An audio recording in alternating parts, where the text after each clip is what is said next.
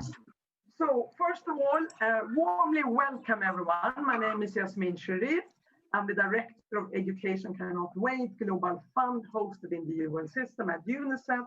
And it's my pleasure to welcoming you all today to this very important event. You know, as you all know, conflicts around the world today are severely impacting schools, students and educators and school administrations through deliberate and indiscriminate targeting and killing and recruitment and rapes and abduction of students on their way to school, not the least girls on their way to school, or within the school premises. Schools and universities that are meant to be that source for human evolution development are being targeted and bombed and destroyed to ashes. I mean, it's quite horrible when we think about it, but it is a horrible reality. Female students and teachers, they have been directly targeted for attack simply because of their gender, including the bombing and targeting of girls' schools, abduction, rape, and harassment, and armed parties at schools or along the routes. And today, 5 years since the critical tool, the Safe Schools Declaration, was established to address and raise awareness and bring an end against this targeting, the Safe Schools Declaration was launched 5 years ago. Today, we will examine the latest data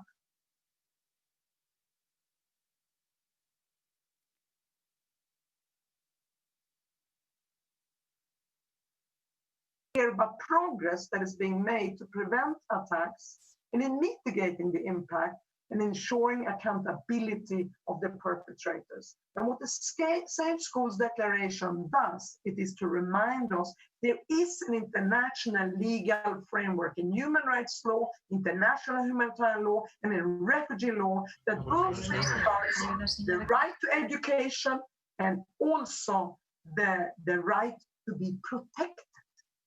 And the Safe School Declaration reminds us we better get back to where we started in our global civilization of respecting international law. Before we start this session, I would like to allow me to mention a few general features to this virtual event. First of all, it's being recorded and it's being streamed live on YouTube. Participants, video and audio has been disabled, so you can't use that. And please use menti.com to ask any question. And you will have the enter code, which is 974984, and which can be found on the screen. And if time permits, I will read select questions to the panel after the interventions have been made. So with that, I will conclude my welcoming. And again, on behalf of Education Cannot Wait, thank the Global Coalition for protecting against attacks, for education, against attacks, for doing such an important work in today's world, where we never before had such a need to bridge and translate law, international law, into reality for children and youth who are suffering the brunt of conflict and displacement. I am honored to start by introducing Her Excellency, Ms. Marianne Hagen, who is the Vice Minister of Foreign Affairs, who will provide opening remarks. This is important also as she takes the floor to underline Norway's role in spearheading the development of the Safe Schools Declaration together with Argentina. So one of the founders are now taking the floor. Over to you, Your Excellency, Ambassador and Vice Minister Marianne Hagen. The floor is yours. Thank you so much. Few things are more important to protecting a child's well-being and future than going to school and feeling safe at school. Every child has a right to education. Unfortunately, in conflicts around the world, schools and universities are still targets of attack. This jeopardizes the safety and the learning of many girls and boys and young people. According to the upcoming Education Under Attack report, attacks on education have occurred in 93 countries over the last 5 years. This is simply unacceptable. The report also documents that schools and universities have been used for military purposes in more than 30 countries. This turns schools into targets for attacks, again endangering safety and learning. The Safe Schools Declaration is a response to this situation. 5 years ago, 37 states endorsed the declaration at the conference here in Oslo. Our Minister of Foreign Affairs was a part of that process, then as Minister of Defense. Today, we urge all states to endorse and implement the declaration and its guidelines. I'm very pleased to see that the declaration and the guidelines have firmly established as the new standard for protecting children and education in conflict situations. More than half the UN member states, 104 to be exact, have now endorsed the declaration. The number of endorsements is encouraging, but it is implementation that is the most important. Around the world, the Safe Schools Declaration is protecting students and teachers alike. In Mali, the armed forces are incorporating the declaration and the guidelines into their military doctrines. In Afghanistan, military use of schools have declined significantly. In Nigeria, military teachers have been ordered to stop carrying weapons openly in schools. Nigeria has also spearheaded the declaration in the African Union. The declaration also provides a framework for sharing best practices and for working together to find ways to protect education in armed conflicts. Norway will help develop a network of experts to strengthen state-to-state cooperation for implementation of the declaration. And we welcome Spain's initiative to establish a technical coordination and training program focused on the application of the guidelines. If we are to succeed, we need strong partnerships. The Safe Schools Declaration was born out of a partnership between civil sector and the number of states led by Argentina and Norway. A core group of committed states has supported the declaration since day one. Several of them are co-sponsoring this event. The Global Coalition to Protect Education from Attack continues to play a key part, not least through the Education Under Attack report. Thank you all. Together, we have achieved a lot, but there is still much more to do.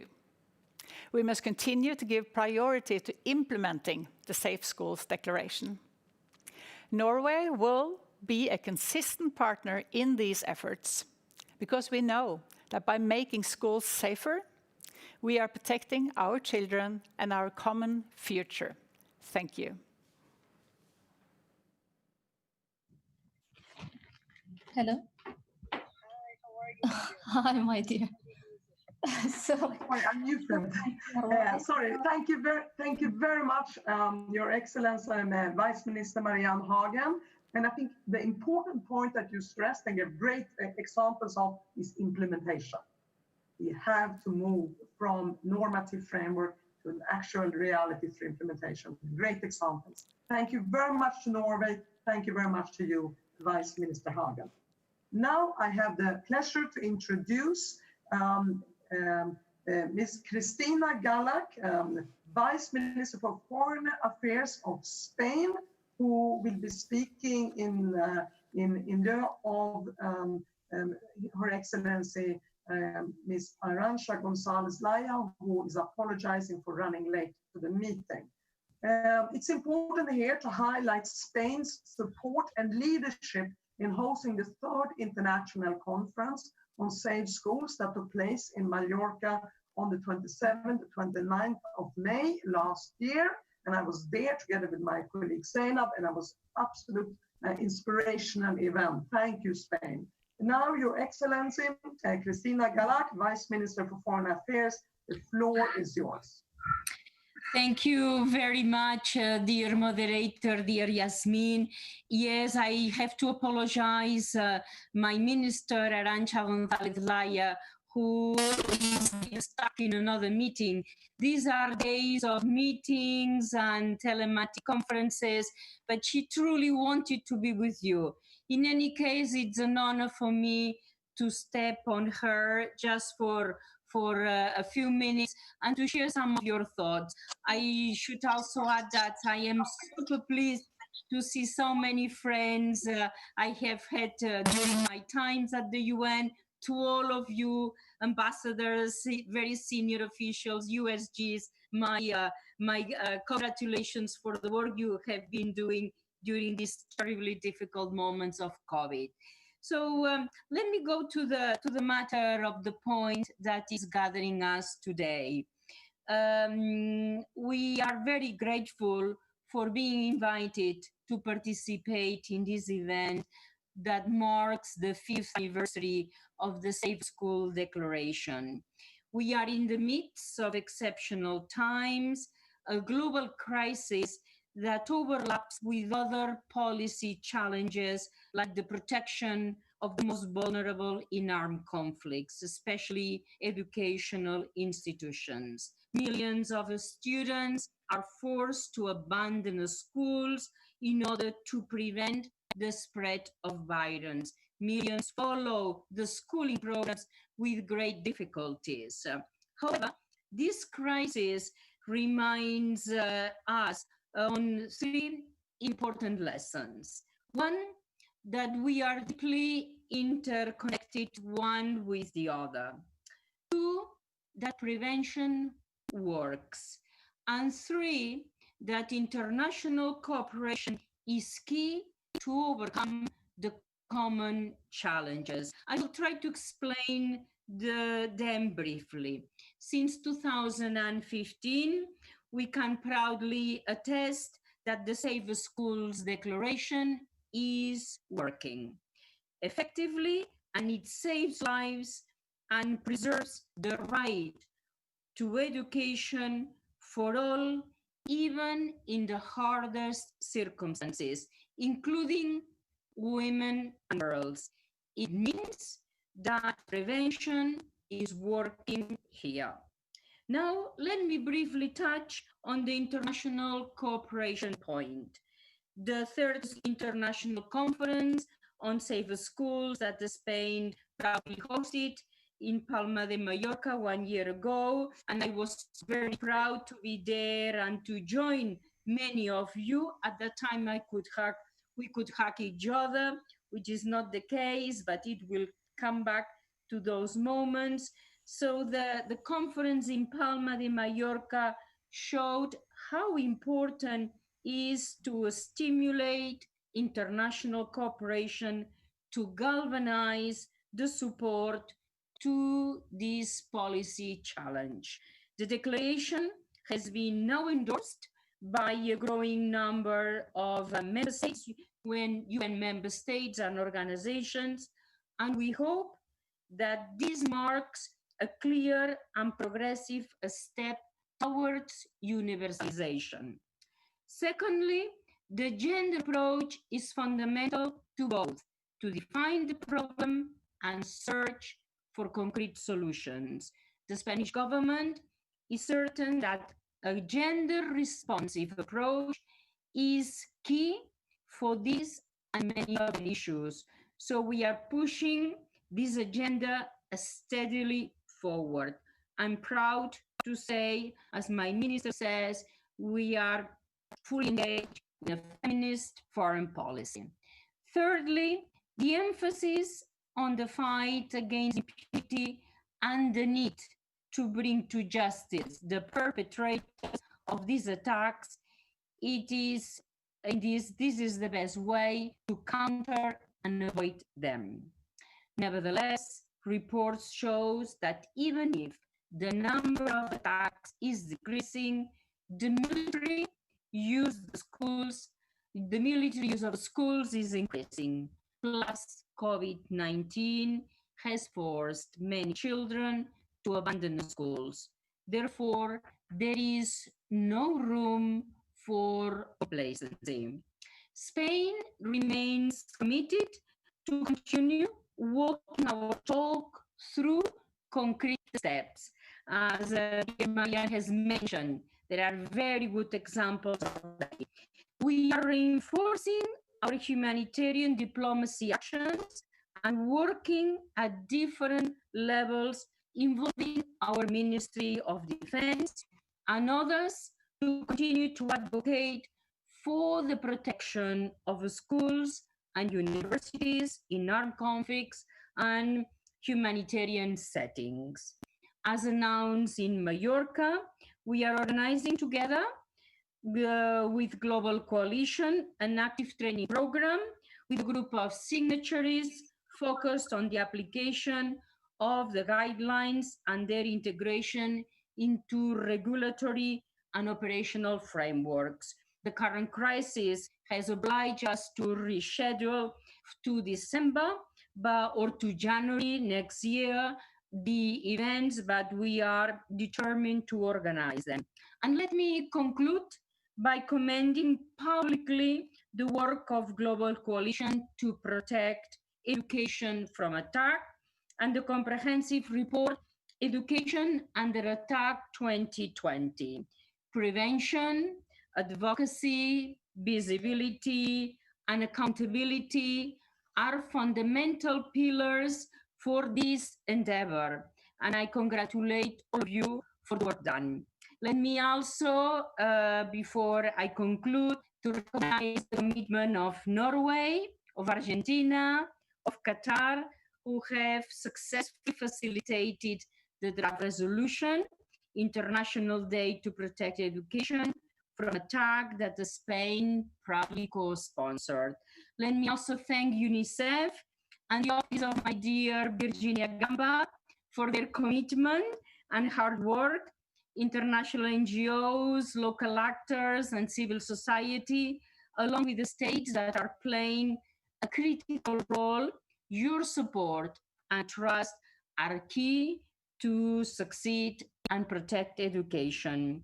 Let us continue this great work together to call for an even broader member of states to endorse the declaration, to prevent attacks with a strong advocacy, to make visible all the attacks against the schools, to condemn them, and to bring perpetrators to justice. This is a noble and necessary cause, and an ethical, a strategical fight. Thank you all very much for inviting us here, and let's continue the good work started. Over to you, dear moderator.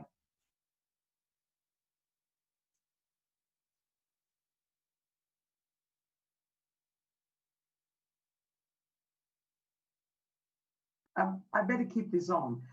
Thank you very much, Vice Minister Jalak, for your intervention and your emphasis on gender justice. Not to forget that girls are often targeted as a means of warfare, and the emphasis on addressing impunity. We need to bring the perpetrators to accountability in order to end it. I now have the pleasure of inviting Dr. Marika Tsolakis and Dr. Jerome Marston, who are the lead researchers and researcher respectively at the Global Coalition to Protect Education from Attacks. As you know, the coalition is composed of UN agencies and NGOs that have been working for the last 10 years to protect education from targeted and indiscriminate attacks by armed and forced groups. Now, GCPEA, the coalition, will soon release, and the report has been mentioned already, its flagship report, Education Under Attack 2020, which is a global study of attacks on schools, universities, their students, staff armed by armed forces and armed groups. And the importance is that it will present the data and the research and the conclusions that will eventually lead to accountability, and for which also Education Cannot Wait is making investments in support. Now, the first report on the Education Under Attack report was first published by UNESCO in 2007, and then in 2010. And then it was published by the coalition itself in 2014 and 2018. And as I mentioned, the data from the report serves as the primary source for reporting on indicator 4A.3 on attacks committed against students, educational personnel, educational institutions, and which monitor progress on implementing SDG 4, which is quality education. Now, what will be interesting to listen to our colleagues from the coalition is, and I will invite them here now to describe the scope of the attacks on education, the military use of schools around the world, and any trends that you have identified in your research and that will be presented in the report. So I hand over to you, Dr. Marika and Dr. Jerome. Please, the floor is yours. Thank you so much, Yasmin. Before we answer your question, we wish to thank the Norwegian, Spanish, Argentine, Qatari, Nigerian, and Uruguayan missions for co-hosting this event. We would also like to acknowledge Education Cannot Wait, the Norwegian Ministry of Foreign Affairs, the Education Above All Foundation, and an anonymous donor who all generously contributed to Education Under Attack 2020. And finally, thank you to everyone who is joining us virtually today. We are thrilled to share some data on the scope and impact of attacks on education from our upcoming report. Education Under Attack 2020, as you mentioned, monitors the threatened or actual use of force against students, teachers, schools, or universities, as well as the military use of educational facilities between 2017 and 2019. These attacks have both acute and lasting impacts on survivors, families, and communities, as well as on entire education systems. GCPEA is the most comprehensive source of data on attacks on education globally. As a coalition, we are uniquely positioned to compile evidence from the UN, NGO, media, and partners in the field. Today's presentation will highlight some preliminary analyses of this data on both national and global levels. Overall, our data shows that attacks on education have slightly decreased over the past 5 years. This is good news to celebrate today as we discuss progress on protecting schools and universities in situations of armed conflict and insecurity. However, GCPEA remains very concerned about the alarming number of attacks on education globally. In fact, we have found that attacks are occurring in more countries around the world and intensifying in certain areas. In the past 5 years, we identified at least 90 countries which had experienced one or more reported attack on education. This is an increase of 20 countries since the last report was published 2 years ago. This animation shows where attacks are increasing and decreasing in the 37 countries profiled in the upcoming report. 10 countries will be profiled for the first time.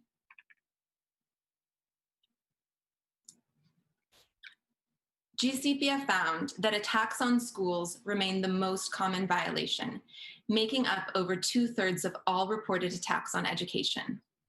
These included arson, explosives, and gunfire, both collateral and targeted. Our data shows that the Democratic Republic of Congo, Yemen, Syria, and Afghanistan were the most affected by attacks on schools. In the latter 3 countries, the use of explosive weapons was particularly devastating during this period.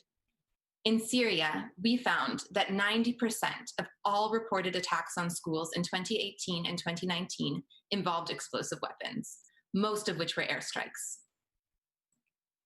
In other cases, students, teachers, and school staff themselves become targets.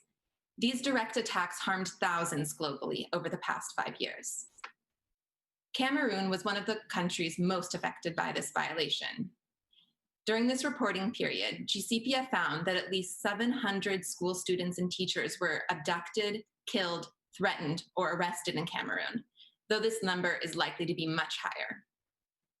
In one particularly chilling example from February 2019, armed separatists abducted over 170 students and 2 personnel from a secondary school in northwest Cameroon. The school shut its doors following the attack, affecting the education of hundreds.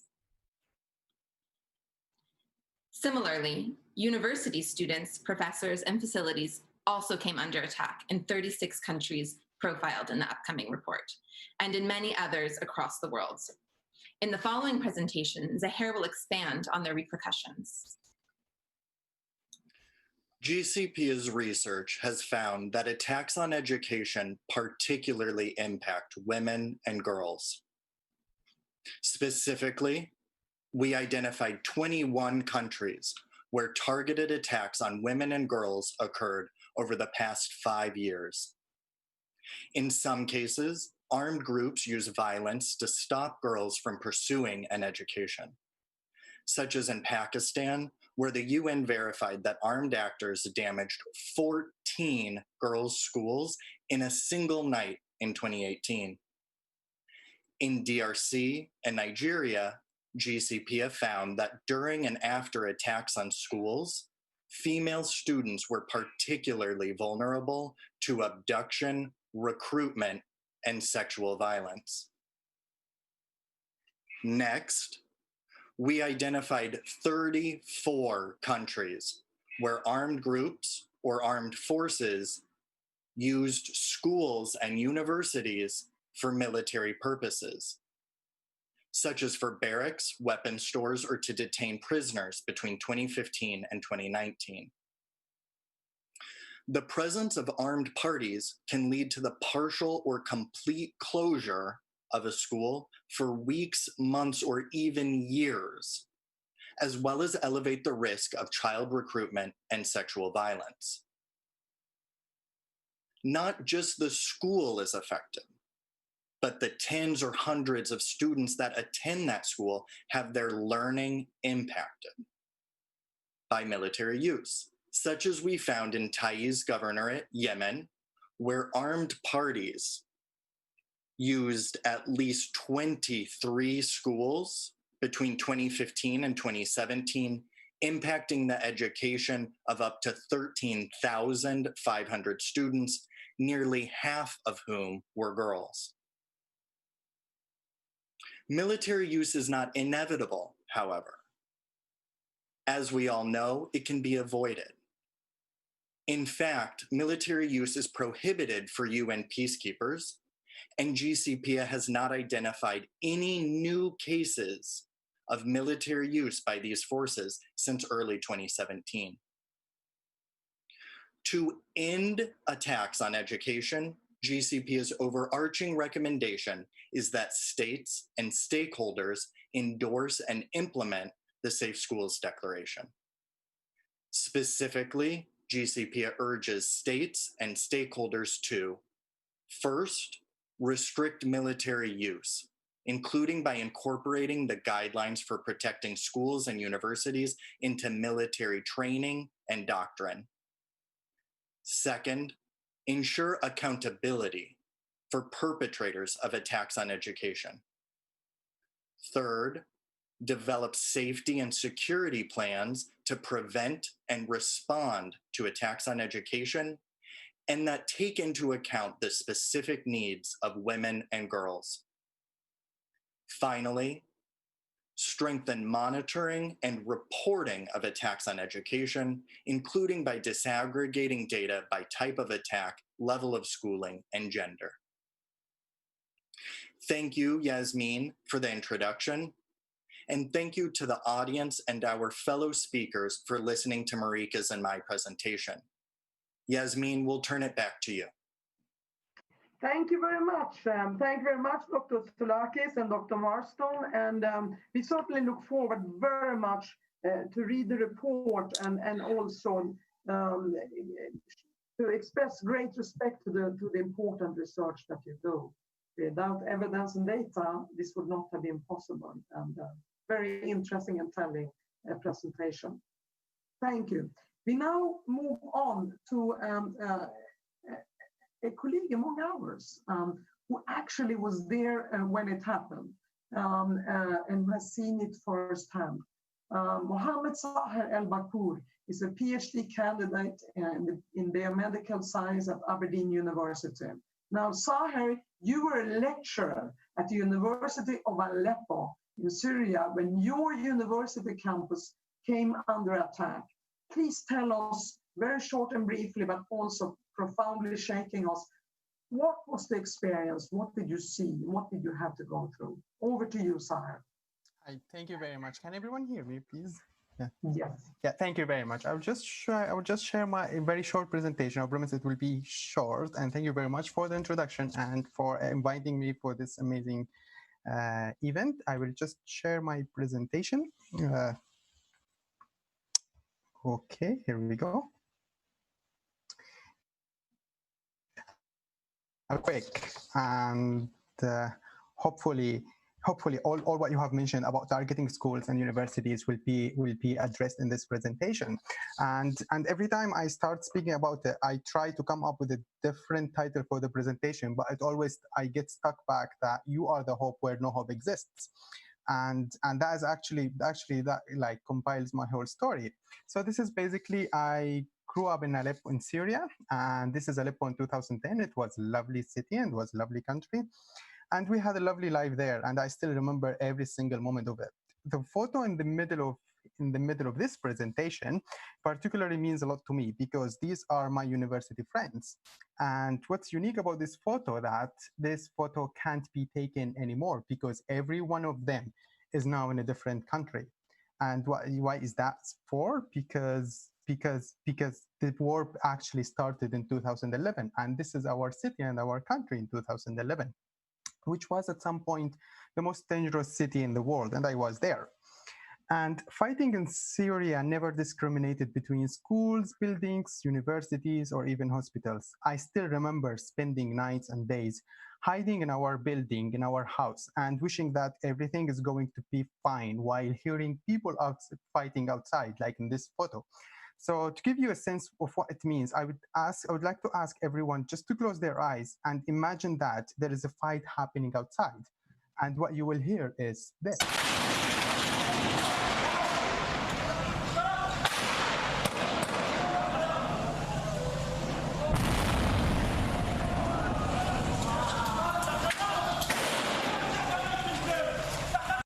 Thank you.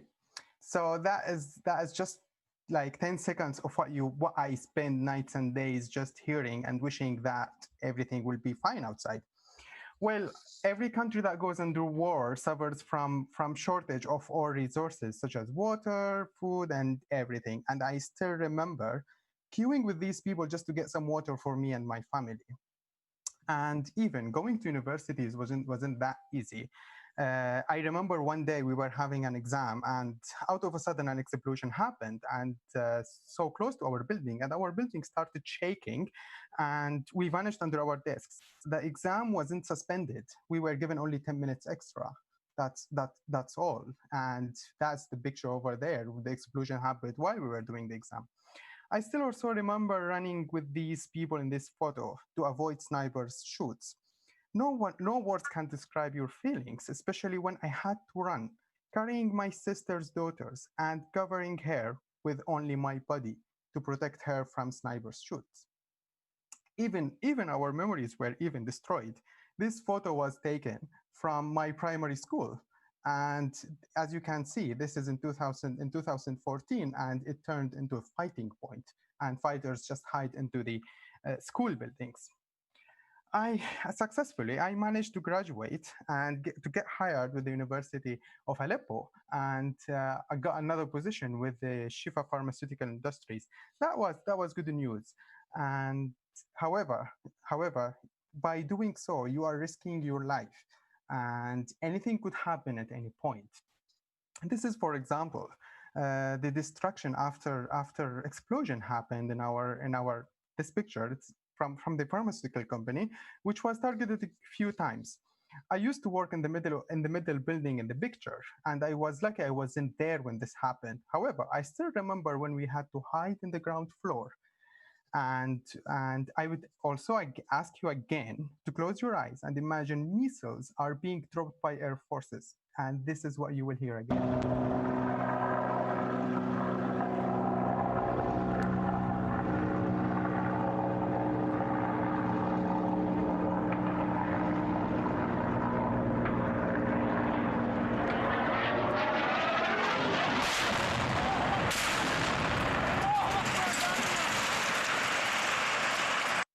Well, that is something we were used to live, and this is something we will never ever forget.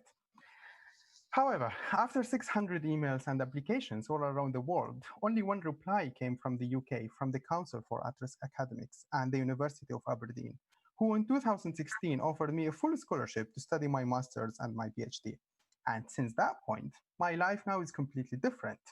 You can see in the pictures that every day is different, from attending workshops, presenting seminars and posters, contributing to public engagement events, and even winning prizes. However, I still remember that every day could have also been different. I could have been forced to fight with these forces, with the military forces, or to escape that. I could have been escaping with these people from place of exclusion to another, seeking a safe place. And the only last option, the safe option, would be ending my life in refugee camps. And we all know the pain that people constantly suffer in these campuses. However, sometimes you feel you may want to take that challenge and keep your life like that for the rest of your life. However, what matters the most now is my baby is growing in a safe place, and hopefully she will have a better life and memories than mine. And finally, what I would address, and I have addressed, that protecting education, schools and universities in any way could change someone's life from being in a full of risk and danger to a safe life that is full of achievements and success. So I would also say thank you very much. Thanks to the moon and back, and I will hand back to you. Yes, thank you. Okay. Am I on? Yes, I'm on, right? Yes, I'm on. Okay, shukran katira, ya Mohamed. That was very nice, and it was also very sad, but it's good to see a happy ending for you personally, but it's also a reminder of what the realities are like out there. Thank you so much. We are now turning to a great advocate to end armed violence and children again. End violence against children in armed conflict. And that is our distinguished special representative of the Secretary General, Ms. Virginia Gamba, who has her office spearheads monitoring and reporting on attacks on school and personnel and collects data and on military use of schools. And in addition, her office dialogues with the perpetrators to end the violation. Now, what progress have you seen in preventing the attacks on education and deterring the military use of schools and the violations committed during your time in post and under the great leadership of what you're doing? I hand over to you, SRG Gamba. The floor is yours.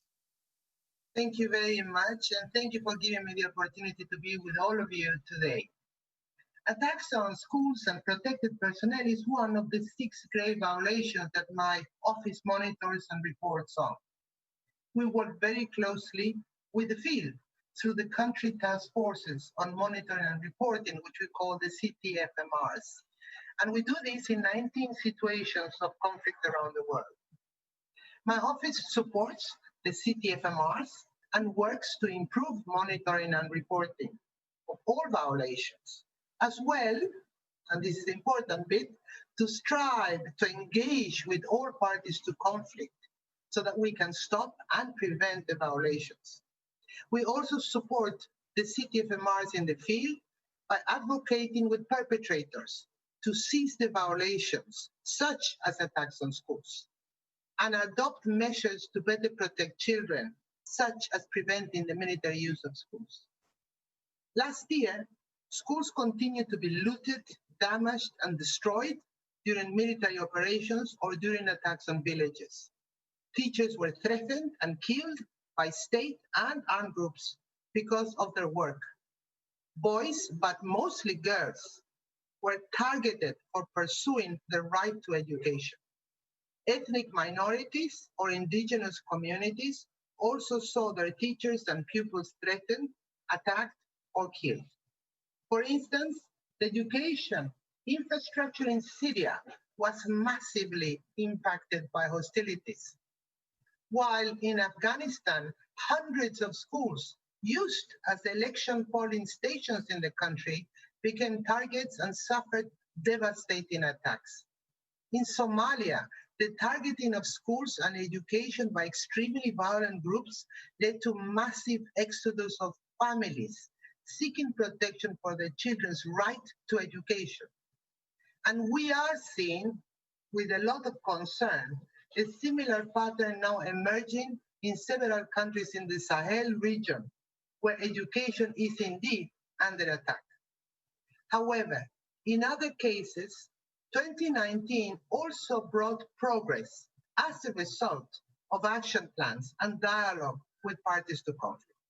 For instance, last year, armed forces and groups that use schools for military purposes in the Central African Republic, the Democratic Republic of the Congo, Mali, South Sudan, and Sudan vacated schools after advocacy by both the United Nations and local communities. In the DRC and in Sudan, there has been greater awareness about the military use of schools, resulting in greater prevention and lower numbers of use by state forces. In South Sudan, the recent adoption by all parties to conflict of a revised action plan covering the 6 grave violations against children with specific provisions to end and prevent attacks on schools, as well as the non-military use of schools, is really starting to be implemented to good effect. And in the Central African Republic, 2 armed groups adopted action plans, which include similar provisions. Therefore, we can say that dialogue and engagement with parties to conflict does make a difference in preventing attacks on education and in deterring the military use of schools. As we mark the 5th anniversary of the Safe Schools Declaration, I will continue my advocacy for more governments to join and implement its guidelines as a prevention measure against the military use of schools. However, I also call your attention to the potential negative impact of COVID-19 in relation to the protection of education and the non-military use of schools. As schools are vacated, they can become easy targets for military occupation by armed forces and groups. It is therefore fundamental that we support the global ceasefire call made by the United Nations Secretary General on the 23rd of March and remind all parties to conflict that education, even when schools are closed, must continue to be protected. I welcome that parties in the Central African Republic, Colombia, the Philippines, Sudan, Syria, and Yemen, among others, have already declared ceasefires following this appeal. As countries around the world are focusing on the response to COVID-19, and as indicated by the Secretary General on his special initiative to minimize the impact of the pandemic on the young, we need to stand ready to respond to the urgent education needs of children, particularly in conflict-affected regions.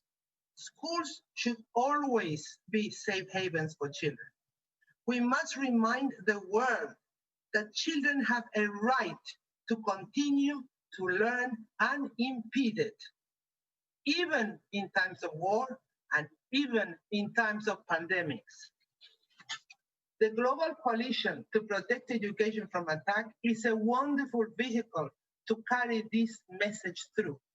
And my office will continue to support your good efforts. So thank you very much for this. Thank you very much. much, SRSG Gambia, for a very interesting presentation. I think there were two very interesting points. One is how one can negotiate and actually persuade and advocate with armed groups on the ground, such as the two armed groups in Central African Republic or in South Sudan, where schools have been vacated and no longer host military or weaponry. And that is an important work done at the PID level, but also the call from the UN Secretary General to enforce and respect the ceasefire that has come during COVID-19, because that's also the global change that we need. Thank you very much. Now we'll move on to the next speaker. It's my pleasure to introduce Mr. Bruno Stagno Ugarte, who's the Deputy Executive Director for Advocacy at Human Rights Watch. And prior to that, he was also Foreign Minister for Costa Rica. Human Rights Watch, as we know, has played a critical role in monitoring attacks on education and advocating for accountability. And accountability for education-related violation. This is very firmly embedded in the Safe Schools Declaration.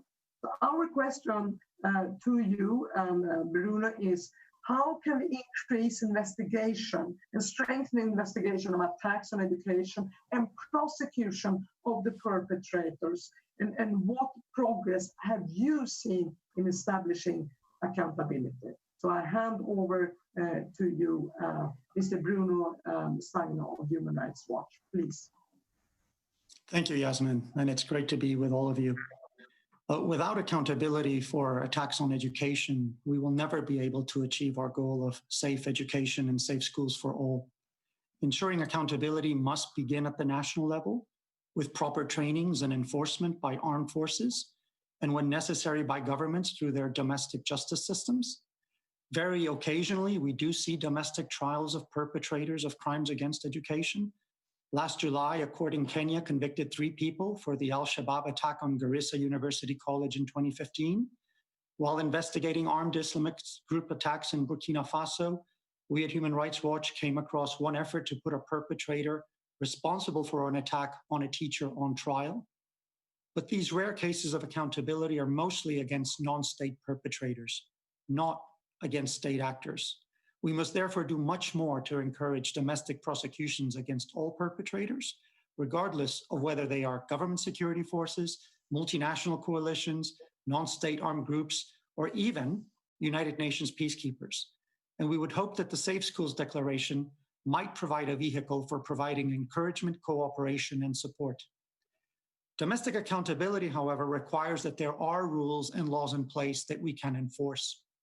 One recent positive development is the adoption by the Philippines of arguably the world's first law to criminalize the occupation of schools for military purposes during armed conflict. Building on this development, we hope that the Philippines will soon endorse the Safe Schools Declaration so that it can share its efforts with the Safe Schools community. And in what might soon be another example of progress, we understand that Nigeria is currently considering a legal amendment that would also ban the requisitioning of schools for military purposes. However, national jurisdictions may be unable and at times unwilling to prosecute crimes against education. So we also need to envisage and encourage international avenues and venues for accountability. Various international investigations are taking a specific interest in the impact of armed conflict on education. And I can cite, for example, the work being done by the Group of Eminent Experts on Yemen, the Commission of Inquiry on Syria.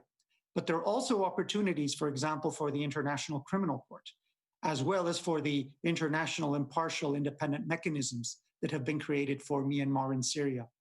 Such dedicated attention is warranted, and we hope that international scrutiny of and accountability for crimes against education will continue. We eagerly await the United Nations Secretary General's annual report on children in armed conflict and its annexes, which have proven their ability to influence warring parties' behavior for the better and to promote accountability. However, the integrity of the report and its contribution to accountability are seriously undermined when political carve-outs allow persistent perpetrators, like Saudi Arabia, to either not be listed or mentioned as registering progress, notwithstanding responsibility for an overwhelming majority of UN-verified attacks on schools. As a member of the Watch List for Children in Armed Conflict, we at Human Rights Watch continue to advocate that all perpetrators must be held to the same standards in this report. And we therefore hope that Burkina Faso, Cameroon, and Ukraine, where we have seen many schools come under attack, will appear in the Secretary General's report this year. Thank you. Excellent. Thank you very much. Thanks so much, Bruno. This was a great reminder that what we need is rule of law rather than rule by force, and to maintain the imperative of equality and impartiality and justice. Everyone held accountable to the same standards. Very important messages. Thank you very much for that. And now we will move on to the next phase of this event. And I have the honor to introduce the co-sponsors of this event. And then they will make a short intervention.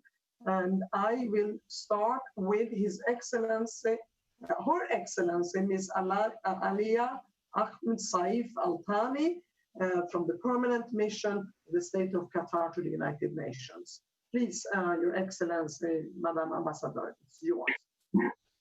Thank you so much, Yasmin. Can you hear me? Now we hear you. Thank you.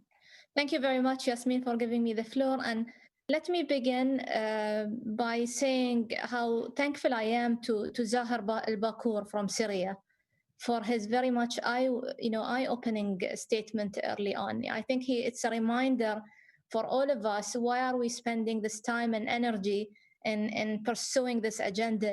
We need to continue the work we're doing to protect children during armed conflict. We need to continue safeguarding their right to education. So thanks to him and to all of those colleagues who are pursuing this agenda. Qatar is very much pleased, of course, and honored to co-sponsor the event today together with Norway, Argentina, Nigeria, Spain, Uruguay, and the Global Coalition on Protection of Education from Attack. This event for us couldn't have come at a more opportune time, as we, of course, embark the 5th anniversary of the Safe Schools Declaration. I'm extremely pleased and proud that Qatar has led the effort, of course, to presenting a timely resolution that I wanted to bring to your attention, Resolution A/74/L66, entitled the International Day to Protect Education from Attack. Of course, this resolution is now under consideration by the General Assembly, and hopefully in a couple of hours we will be able to adopt it by consensus. We are very thankful to all of the 62 countries who have co-sponsored so far the draft resolution, and we're thankful for their constructive engagement throughout the process. But this draft resolution, of course, is an important reflection of the urgent need to safeguard schools as places of protection and safety for students and educators, and to keep education at the top of the public agenda. We have worked together in these very difficult and challenging times to demonstrate our unwavering political commitment to end attacks on education facilities and to ensure access to education for those most vulnerable to such attacks. And of course, we are working together in a spirit of unity and solidarity with the 75 million school-age children living in 35 crisis-affected countries who are in the most desperate need of educational support. Once adopted, of course, this draft resolution provides us with a globally shared date for all humanity to recommit to end attacks on education and to the military use of schools. It provides an opportunity for students around the world to remember their brothers and sisters every September 9th, every year, in these vulnerable situations. I want to take the opportunity today to continue to call on those colleagues who have not yet co-sponsored to do so. We still have the chance to do it. I'm sorry to prolong, and thank you for giving me the floor. Thank you very much. That was an excellent intervention and reminder. We look forward to the resolution. May it be adopted. Thank you. And then we move on to our next co-sponsor, His Excellency, Mr. Ambassador Carlos Amorin of the Permanent Mission of Uruguay. Please. Thank you very much. Can you hear it? No. Well, when I try to be as quick as possible, when we acknowledge the compelling information on education attacks and the response we have, we experience really mixed feelings. On one side, we are deeply worried by the growing number of attacks on education, attacks on schools and other education institutions, the use for military purposes, perpetration of terrible acts of violence and threats against students and teachers. Particularly concerning is the situation of children who can be recruited and deprived from the basic rights to education. Women and girls are also extremely vulnerable to suffer sexual violence and abduction during attacks on school. However, on the other hand, it is encouraging to know that the good results have been obtained, and that many people are making hard and tireless efforts towards the protection of the education against attacks. In this sense, we member states should also assume our responsibilities, but there is still a long way to go. I would like to refer briefly to two specific actions that should be undertaken. First, it is crucial to endorse and implement the Safe School Declaration, which Uruguay strongly supports.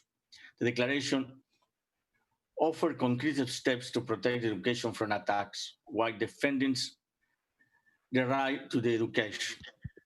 Uruguay is taking proactive steps toward implementation. As an example, in the training programs provided to the Uruguayan troops that participate in peacekeeping operation, the respect for education and school is duly taken into account. We would like to take this opportunity to encourage the member states that have not yet done so to endorse the declaration. Secondly, accountability of those responsible for perpetrating attacks against education is essential, both to seek justice and to prevent future violations. But to conduct full and impartial investigation and punish perpetrators, it is critical. First, to collect reliable information. In this regard, the report Education Under Attack serves as an invaluable source of data and information on incidents of attack on education. We would like to thank the coalition for providing us this useful tool, and we welcome this 5th edition that will be launched next month. The global health crisis caused by COVID-19 is teaching us a new lesson. School not only provide education, they are also safe space, mainly when security cannot be provided by families and communities. Know that many schools are closed as a result of the pandemic. Many children and women are exposed to different forms of violence. Therefore, we need to renew our efforts to protect education from attacks. This is more imperative than ever. Schools have an important role to play to teach students how to protect themselves and the others, to provide information and knowledge about the disease, and to teach tolerance, non-discrimination, and solidarity in these unpredictable and difficult times. And also, finally, I join also the remarks made by our distinguished colleague from Qatar in order to ask everybody to join the resolution that hopefully we are going to adopt today.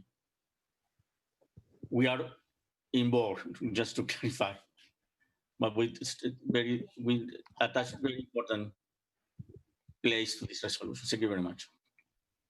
Thank you very much, Ambassador of the Permanent Mission of Uruguay.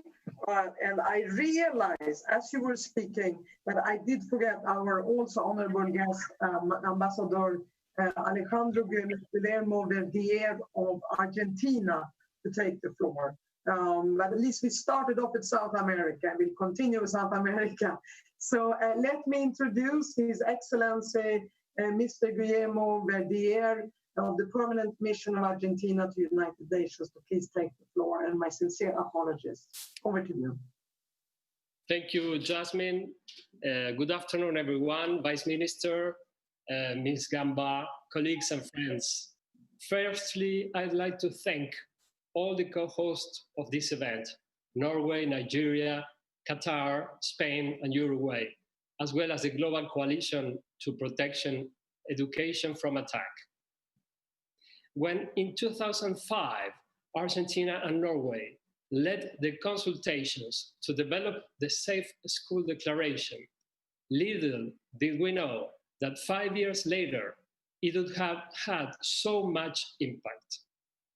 The data shared today with the panelists show the concrete effects that the endorsement of the declaration has for the everyday lives of the people who live in those 104 countries.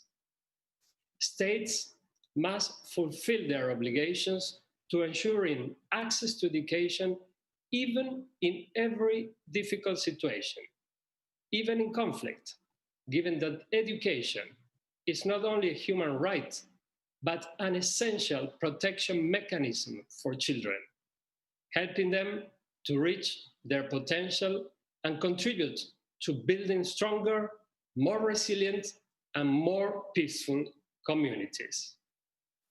Continued access to safe education can help protect children and youth from the worst impact of armed conflicts, and can also help to prevent the emergence of new ones.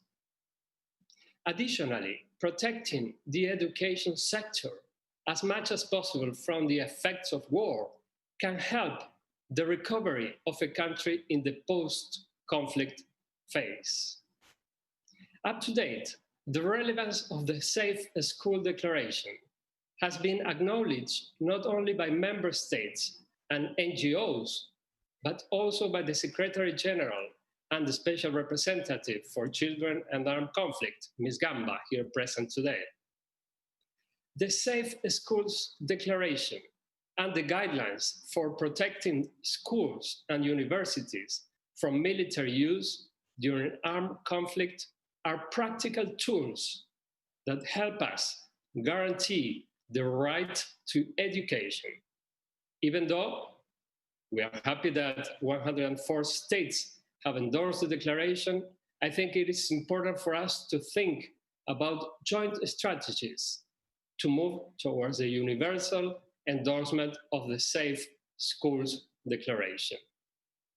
Before concluding, let me thank all the previous speakers, and I've been very shocked to witness the presentation by our Syrian friend. Really very touching. Thank you all for being here. Thank you for staying with us. Thanks. Thank you very much, Your Excellency, Mr. Ambassador in the Permanent Mission of Argentina to the United Nations. And thank you also for highlighting that education is both a human right, but it's also an essential protection mechanism. And for the 75 million children, as our dear friend of Qatar mentioned, in conflict and in armed conflict and crisis. We shall now move on to the next co-sponsor, His Excellency Mr. Samson Sunday Itegboya of the Permanent Mission of Nigeria to the United Nations. Welcome, the floor is yours. Thank you so much, Moderator, Excellencies, ladies and gentlemen. As we commemorate the 5th anniversary of the adoption of the Safe Schools Declaration, let me begin by saying how pleased Nigeria is to be a part of this important event alongside the other eminent co-hosts. We thank all the speakers before us and would like to commend the Global Coalition to Protect Education from Attack, GCPEA, for being an invaluable trove of resources in our collective and noble task of protecting education from attack. Today, they have presented us with the salient point contained in their 2020 report to be released soon. Excellencies, Nigeria holds the view that quality education for all is the cornerstone of a holistic development and contributes exponentially to promotion and protection of human rights, poverty eradication, improvement of health outcomes, promotion of gender equality, environmental sustainability, building peaceful and resilient societies, and indeed, the realization of the SDGs, of which quality education itself is a part.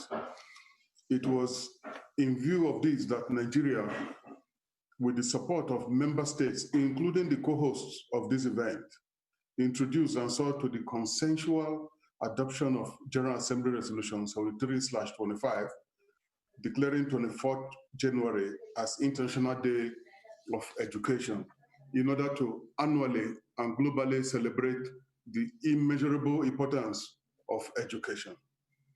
Excellencies, the world cannot successfully harness the value of education if it is under attack. Yet, sadly, education continues to come under attacks from different sources and for different reasons, some of which are ideological, structural, climate change induced, as well as conflict related. It is important to quickly note that attacks on schools in Nigeria have been majorly carried out by Boko Haram insurgents, whose ideology is diametrically opposed to Western education. On this score, I thank the state of Qatar for shepherding us through the adoption of General Assembly Resolution on International Day for Protecting Education from Attack.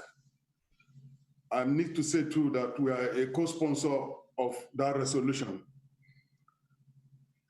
Nigeria has not only endorsed the Safe Schools Declaration, by which it committed to implementing the guidelines for protecting schools and universities from military use during armed conflict, it has followed it up by launching the Safe Schools Initiative aimed at providing education and piloting safe education facilities in the conflict-affected areas of the Northeast. Like you have heard from other speakers, Nigeria spearheaded the Safe Schools Declaration at the African Union. Very importantly, I should like to stress that the government of Nigeria remains resolute in ensuring that our children stay in schools by protecting education from attack and providing safe and conducive environment for learning. Indeed, as part of the expression of his belief that education must continue for its children even in emergency situations, the Federal Ministry of Education of Nigeria developed an education in emergency curriculum. This curriculum not only aims at realizing the right of every Nigerian child to education, but also aims to ensure that children studying in emergency situations can be mainstreamed into the formal school system when their condition normalizes. Having saved the best for the last, it is my singular honor and privilege to announce that the government of the Federal Republic of Nigeria has accepted to host the 4th International Conference on Safe Schools next year, 2021. As I speak, arrangements are being put in place to ensure that the event will be a great success. Let me therefore seize this opportunity to invite one and all to Nigeria to participate in the 4th International Conference on Safe Schools in the spirit of the collaborative and concerted efforts needed to protect education from attack. Thank you for your kind attention. Thank you very much, Your Excellency, Ambassador Søreide of the Permanent Mission of Nigeria, and wonderful news that the 4th International Conference on the Safe Schools Declaration will be in Nigeria. Congratulations. Congratulations. Then we move on, before we open the floor for Laya Malik from Education Above All, who's a key partner of the Global Coalition to Protect Education from Attacks. She would like to say a few words. So, my dear sister, Laya Malik from Education Above All, the floor is yours, please. Thank you very much. I just want to thank all the organizers and take the opportunity to say how marvelous it is that Nigeria is going to be hosting the conference, and thank the ambassador for that information.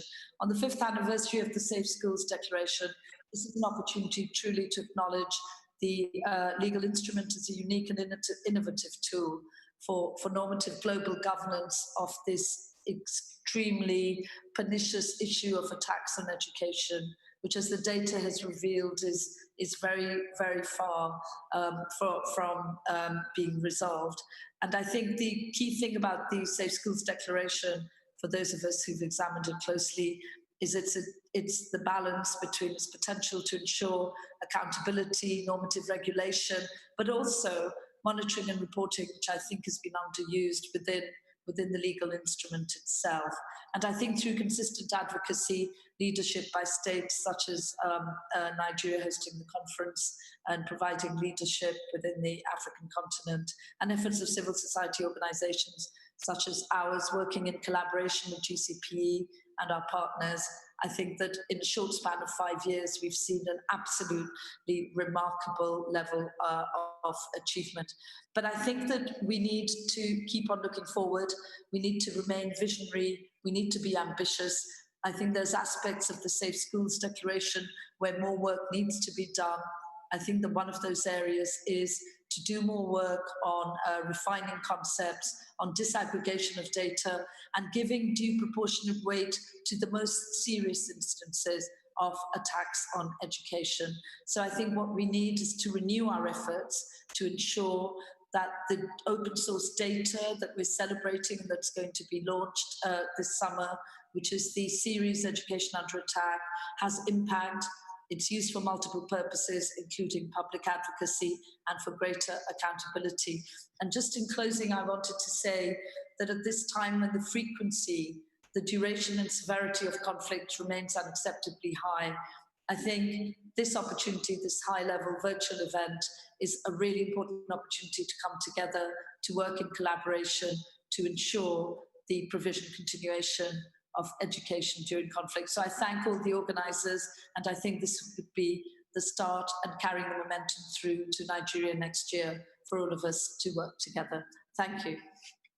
Brilliant. Thank you very much for that very inspirational intervention and very substantive. But we need to be ambitious, and the leadership shown by Nigeria or the African continent, and everyone looking forward to joining you next year. Ambitious and moral leadership. Thank you so very much. Now, before we proceed to the opening up the floor, may I kindly ask all speakers to limit their statements to 1 minute. We are actually over time.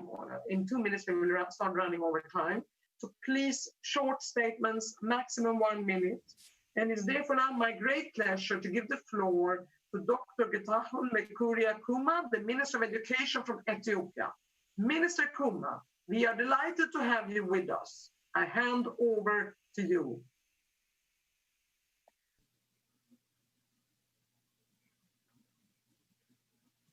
Minister Kuma, are you with us?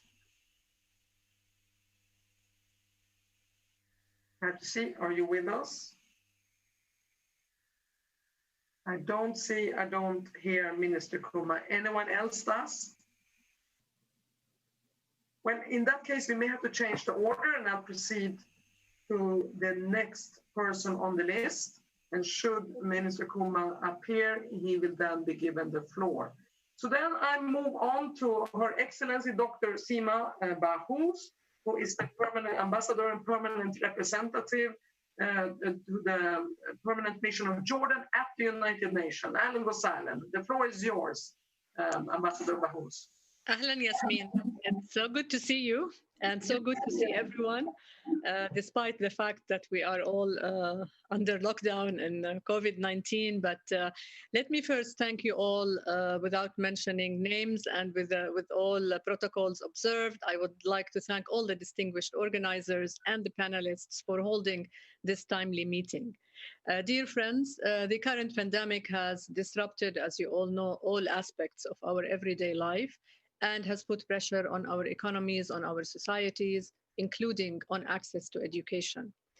As my country, Jordan, undertook necessary measures to control COVID-19 and to protect the lives of Jordanians and refugees in Jordan, the government quickly activated e-learning platforms such as Darsak to help students across the country reconnect with their teachers and classmates to resume their education. Since the launch in March 2020, it has seen more than 35 million views of classes, and we believe that this is something important to continue to keep up and to protect even in such crises as COVID-19 and other crises, of course. Distinguished colleagues, hosting millions of refugees from Syria, from Palestine, and other places in the region, Jordan, along with its international development and UN partners, continues to provide free quality education services to students affected by crisis who have found refuge in Jordan. This commitment remains very strong, while also seeking to ensure access and quality towards the vision of education for all, equity in the realms of both gender and special needs, improving enrollment rates, accommodating all age groups, providing a stimulating educational environment, and developing awareness and health programs. In this regard, we call for support to national and UN response plans, including for UNRWA's response plan to COVID-19 and other, so that we can ensure that all agencies can continue to provide access to education to both boys and girls in any situation of crisis. Dear friends, Jordan was among the very first countries to proudly endorse the Safe Schools Declaration in May 2015.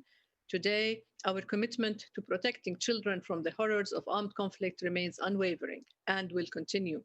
Jordan was also among the main co-sponsors of the GA resolution entitled International Day to Protect Education from Attack, presented by Qatar. Education is the insurance that our children, both girls and boys, need so that they do not fall prey to poverty nor to the traps of dark ideologies of terrorism and extremism, which become more threatening in times of crisis.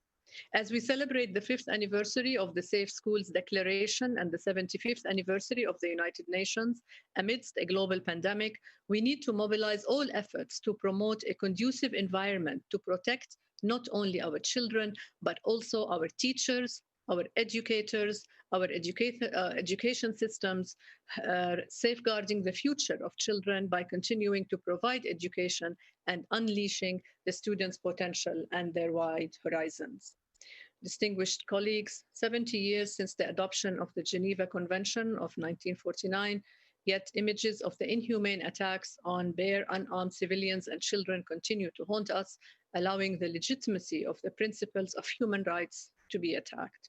Protection of human rights in times of peace is obligatory.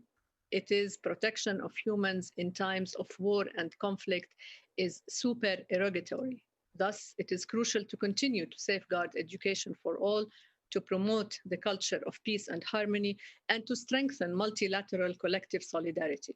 It is our duty to uphold international law and international humanitarian law wherever and whenever humanity is threatened or violated, and to stand in the face of any aggression, any injustice, or violation of human rights.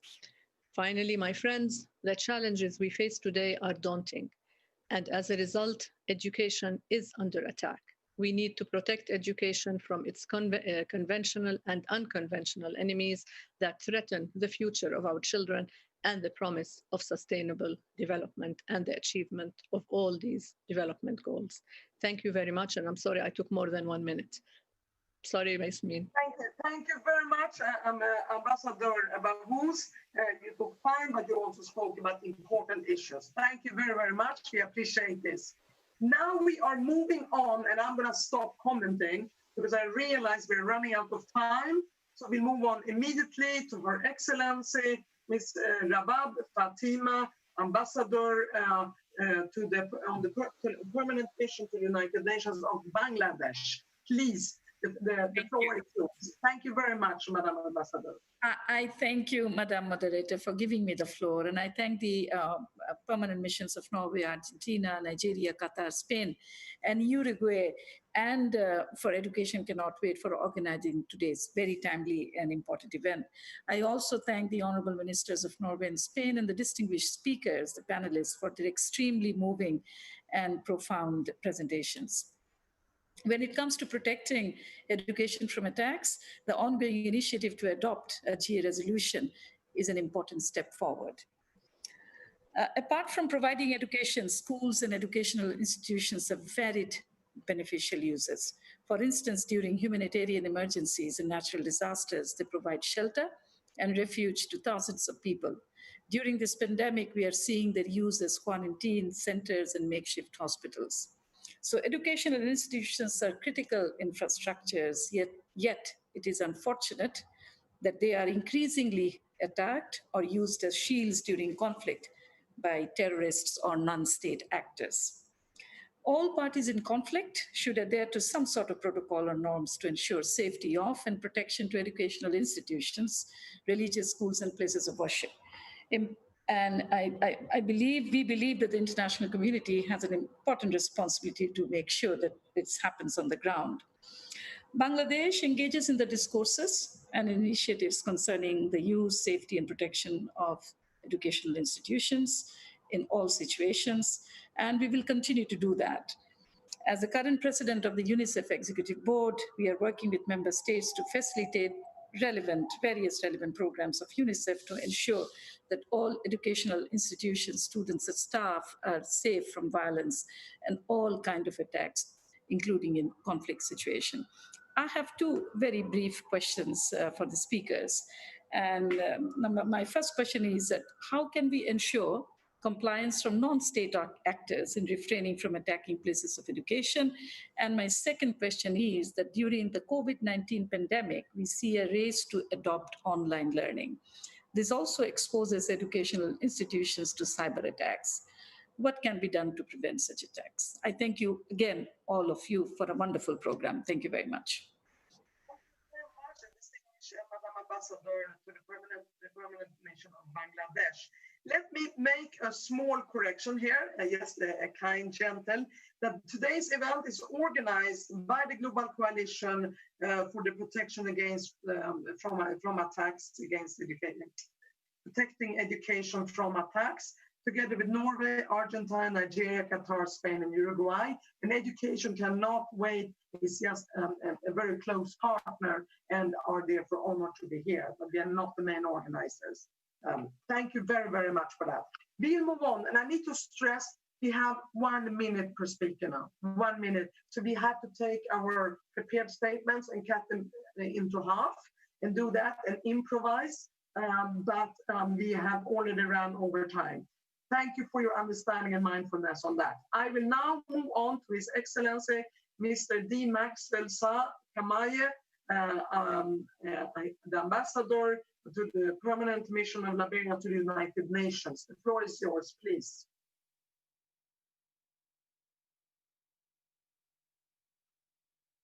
Ambassador D. Maxwell Kamaya, are you with us? No, you may not be with us right now, but should you come back, let us know. Then I will move further on the list. And the next is His Excellency, Mr. Mir Margarian, who is the Ambassador and Permanent Representative of the Republic of Armenia to the United Nations. Are you with us? Madam Moderator, Ambassador had to leave. I am DPR of the mission, David Knyazyan. I would like to, at the outset, to thank Deputy Minister Hagen, Deputy Minister Galach, and USG Gamba, as well as representatives of civil society and academia for outlining the complex challenges related to protection of education from attack. The crisis caused by the pandemic has had a devastating impact on all strata of our societies, including children and in particular their access to education. We fully endorse the call of the UN Secretary General to prioritize education for all children and put an emphasis on the most vulnerable, including children in conflict situations, as reflected in his message on the effect of the COVID-19 pandemic on children. Attempts to isolate people living in conflict areas from the outer world and denying their inalienable human rights, including the right to education, should be identified and effectively addressed. The 5th anniversary of the Safe School Declaration is an important momentum to renew our commitment to protection of the right to education of children affected by conflicts, in particular those residing in conflict areas as the most vulnerable. Armenia prioritizes protection of children's right to education as reflected in our national policies as well as in the framework of our international cooperation. We closely work with the ICRC in creating shelters and safe rooms in schools and kindergartens located in the border regions and also undertake other measures to ensure safety of schools in line with the School Declaration. Armenia's commitment is also reflected in our co-sponsorship of the General Assembly resolution on International Day to protect education from attack. We support the efforts of the Special Representative in streamlining and integrating the activities of the international community around the noble goal of protecting children and ensuring their inalienable right to education. Thank you once again for convening this meeting. Thank you, Madam Moderator. Thank you very much for your intervention from the Permanent Representative of Armenia. Thank you so much. We will now move on to His Excellency, Mr. Ambassador, Mr. Martin Bille Herman, from the Permanent Mission of Denmark to the United Nations. Nice to see you again, Martin. Please, the floor is yours. Thank you very much, Yasmin. Ministers, excellence, colleagues and friends, all protocol observed. I want to start by recognizing my colleagues, especially from Jordan and Bangladesh, Seema and Rabab, for the amazing work that their countries are doing in actually providing education to children that are not only citizens of their own countries. I have 3 messages. No? Stop, start, sustain. Stop attacking innocent civilians, stop attacking the future, stop breaking international law, stop breaking promises. We know that access to education is crucial in ensuring a future for children. And yet many children in armed conflict lack access to education because of regular attacks on school. This must come to an end. That was a stop. Start doing what you said you would. The UN Security Council has identified attacks against school as a grave violation. Now, more than half of UN member states have now signed the Safe Schools Declaration, which Denmark signed years ago. We are also a proud co-sponsor to the resolution to establish an international day to protect education from attack, so that we can ensure a strong, consistent focus on this extremely important topic. Now, what we must really start to put words into practice and ensure action and accountability to future policies as well as resolutions. And finally, we must not only gather for a day, we must sustain a strong focus on education in crisis and conflict by providing long-term funding for education in emergencies. And I'm proud that Denmark, from the beginning, has been one of the largest donors to education Canada, reaching more than 1.5 million children in 2018 alone. We will sustain our effort. Stop, start, sustain. Thank you, Jasmine. Thank you very much, Ambassador. Thank you so much, and thank you also on behalf of Education. I cannot wait for your sustained support. But I think we all need to remember when we speak about the Safe School Declaration and our message to the world: stop committing violations, start implementing them, and sustain them so that we can create a better world. I think that's a beautiful slogan. Thank you very much for that. We move forward.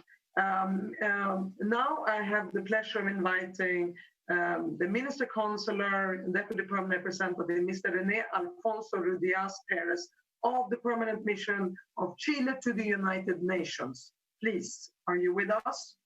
Yes. Yeah. Can you hear me? Yeah. Good afternoon. Excellency, colleagues, all protocol observed. Chile commends the permanent missions and the global coalition to protection education from attack, sponsors of this timely event as we commemorate the 5th anniversary of the Safe Schools Declaration during the current Protection of Civilians Week. We observe with concern that the schools continue to be used for military purposes, exposing teachers and students to attacks. As the Global Coalition report, facilities are burned, schools' equipment are destroyed, and trends against education personnel continue. The military use of schools against international law affects not only the safety of children and teachers, but the fulfillment of the right of every child to education. The protracted nature of conflict is sadly taking a toll on guaranteeing equal access to education in accordance with SDG 4. A child's right to education cannot be safeguarded in conflict zone without education itself being protected. Our commitment to promote lifelong learning opportunities for all based on inclusive and equitable education must not let situations of conflict remain the exception. To leave no child behind, especially those who live in the midst of conflict, our action must be geared towards their educational, developmental, and psychological needs. Protecting educational settings is a key element of this agenda. Finally, succeeding at protecting schools against attacks involves commitment, cooperation, and proactiveness from all parties involved. We need to ensure adequate, timely, predictable, and flexible resources to address this critical challenge.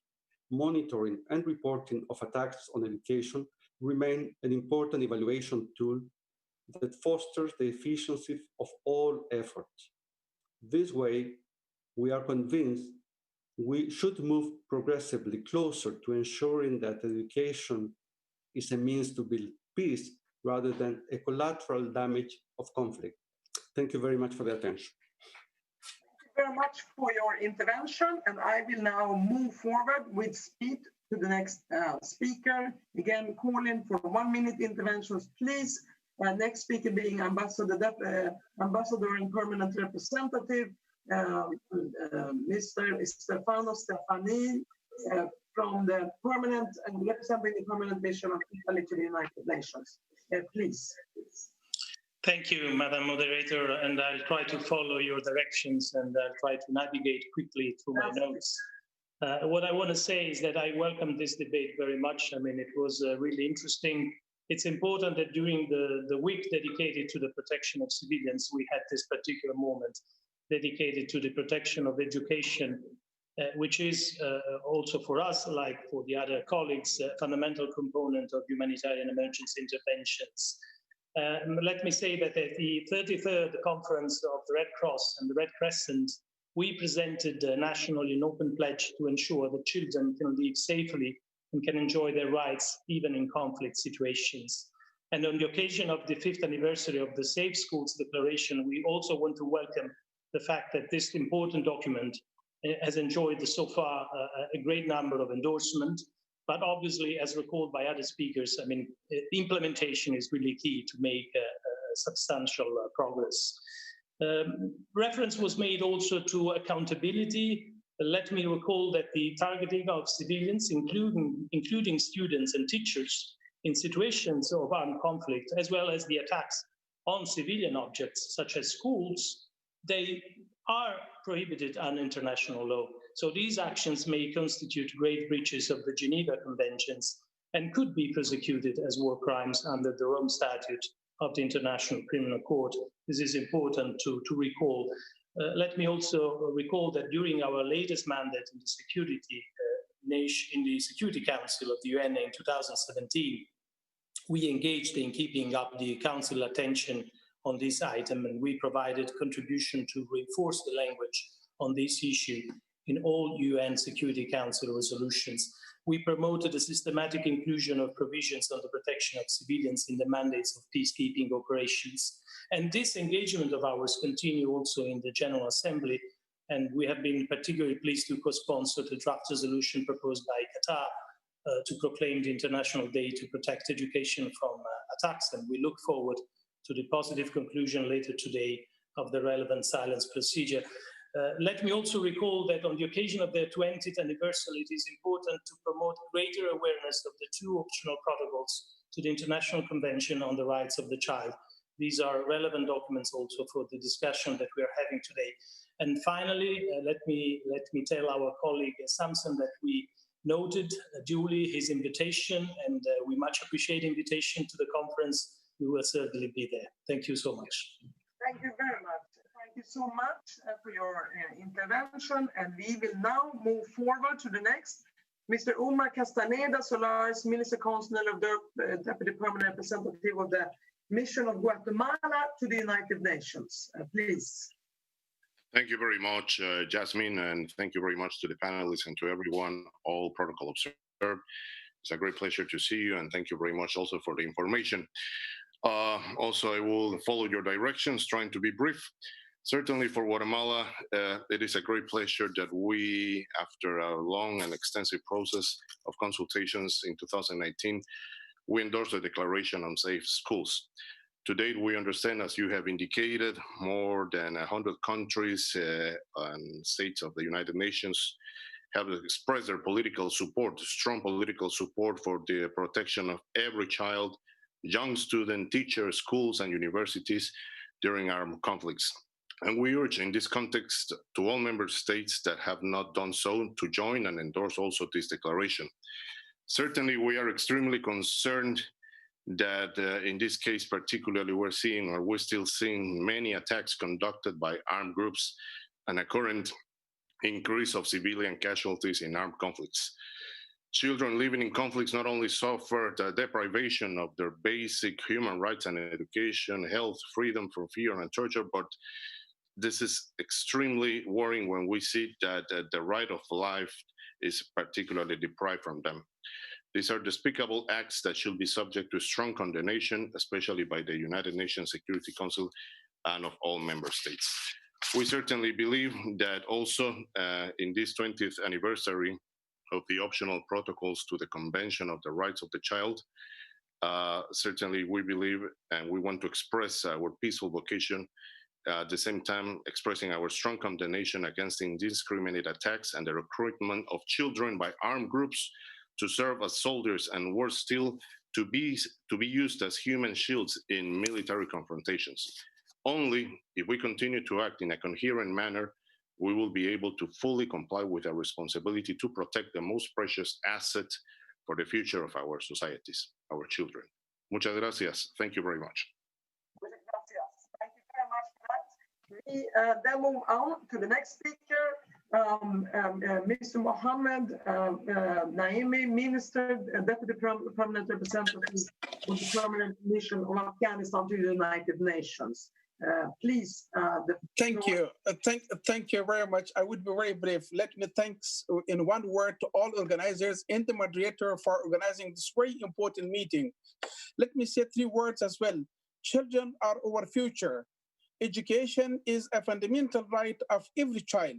Protection, education, and educational institutions are our main responsibility at national, regional, and global level. At the national level, conflict, insecurity continue to threaten the life of every child to receive a quality education. As UNAMAP in 2019 verified 70 incidents impact access to the education, including attacks targeting and threaten against education in education facilities and personnels. Large number of teachers, trainers, and students were kidnapped in 2019. This is not acceptable. In total, nearly 1,000 schools remain inactive or close to the security reason access of children to the education. Hundreds of thousands of children have no access to fundamental right, which is education. Attack on education facilities have also clear gendered effect. Girls' schools are almost 80% likely under attacks by terrorist groups and terrorist people. At the national level, the government working to improve education infrastructure and the rules of to resolve the threat and security posed by, particularly to girls and women. At the end, I would like to thanks to all those countries and international organizations helping Afghanistan and education sector. And just would like to add one thing: education in Afghanistan from preliminary to higher education is the responsibility of the government. And Afghanistan is part of the declaration from May 2015. And I will stop it here. Thank you very much to the permanent representative of Afghanistan to the United Nations, Shekhar. Now we are gonna move on, and we are ending the interventions and concluding them. Afghanistan concluding the interventions from the permanent members of the member states of the United Nations, permanent too, in many ways. And we'll move over to colleagues and partners in the United Nations system, and we have two of them with us. And it's my honor to introduce the first, Ségolène Adam, who is the chief of the humanitarian policy section of the Office of the Emergency Program at UNICEF. Please, Ségolène, you have 1 minute to say it all. Over to you. Thank you, Yasmin. It's great to see you, and it's very, really brilliant to see so many interventions today. I want to thank the organizer for the event, and UNICEF really applauds all the member states who have endorsed the Safe School Declaration. This is a really significant achievement, but as many have mentioned already, it's also only a first step. Despite the endorsement of the declaration by 104 states, education remains very much under attack globally. The places that should be the safest for children in conflict-affected countries continue to be some of the most dangerous. Children are still dying in classrooms on their way to school, and schools are still being destroyed. And parents are still facing the impossible choice between sending their children to school or keeping them home, uneducated but safe. I want to really thank Dr. Zaher for sharing your personal experience with all the pain and the hopes it carries. This gives us really insight to the plight of 250 million children who are living in conflict situations and what they are experiencing. So this is no time to rest. Now is the time for meaningful implementation of the declaration to translate our words into concrete change for children. And UNICEF is ready to work with the states to support their efforts to implement the declaration, and with any parties really willing to make a positive difference on the ground. Thank you very much. Thank you very much, Ségolène, and it's great to see you again. Thank you so much. We now move on to a second colleague at the UN, and that is Ms. Kerstin Holst, who is the senior coordinator for the section of education for migrant displacement and emergencies at UNESCO. Kerstin? I'm here. Good evening from France. Good to see you, Yasmin. I will cut it short because it's late for you, it's late for us here as well. As we now face 1.2 billion students having their schooling interrupted by COVID, it reminds me how attacks against education are attacks against knowledge and the power it brings to transform lives, to build futures. As we celebrate the Safe School Declaration, I just want to recall what we are dealing with in terms of political processes, the important work of the SG's Office for Children in Armed Conflict, also the groundbreaking engagement and commitment by Her Royal Highness, the Sheikh Moussa, to put protection of education from attack on the agenda within UNESCO already in 2006. The political commitment we're seeing coalesce around the Safe Schools Declaration, launched in 2015 by Norway and Argentina, tells a story of a steady political engagement, providing a critical mass to move forward. There's a reflection of strong political unity and resolve to keep the momentum around one of the most extreme violations on the right to education. I thank you, Yasmin, for reminding the importance of education under attack report for the SDG4 and reporting on the indicator on attacks on education. Just finally, remind that though attacks don't systematically make the headlines of the daily press, but they are stoking fear around education and stealing futures. I thank you. Good evening. Thank you very much for that, Kerstin. Thank you so much. We are now going to go back and have two more speakers. One to go back to Her Excellency Ms. Arancha González Laya, the Foreign Minister of Spain, would just like to say a few words and apologize that she ran late to this event. Please, Your Excellency, over to you. Thank you very much, Jasmine, and thank you for giving me briefly the floor before the conclusion of the meeting. I must apologize. I would have wanted to be with you at the beginning, but the statement on behalf of Spain was delivered by Cristina Galac. I only really wanted to make the point of addressing you myself to underline Spain's commitment to this crucial issue, the protection of education from attack. Spain will continue working on the universalization of the Safe Schools Declaration and perhaps what's more important, on its practical implementation. So count on us to continue making this point, especially message to Nigeria as you take now the baton to host the 4th Safe Schools Conference. Taking this baton from Spain, please count on us. We'll be very glad to continue working with you on this. So thank you very much. Thank you for all this good work that you do collectively, and look forward to remaining in touch. Thank you very much, Your Excellency. Thank you. We're happy that you were able to make it and to see you at last, but not the least. Thanks. We now move on to the closing remarks. The closing remarks by the Vice Minister of Foreign Affairs, Ms. Marianne Hagen. Please, happy to see you again. Yes, Your Excellency, please.